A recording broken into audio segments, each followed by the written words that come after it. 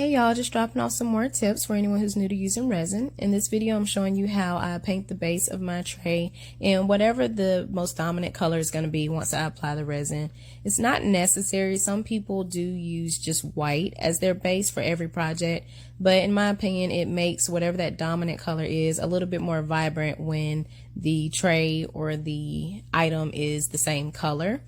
It's also a good step to do because if you don't paint it, the wood grain, if you're using wood, will show sometimes underneath the resin. So it's just a nice practice to go ahead and paint whatever the item is before you get started. And then another reason why I like to do this is because I stain the underside of my piece, and so sometimes that stain will run over along the edge. So I like to do a thick layer of paint along the rim just to make sure that that dark wood stain doesn't peek through when I do pour my resin.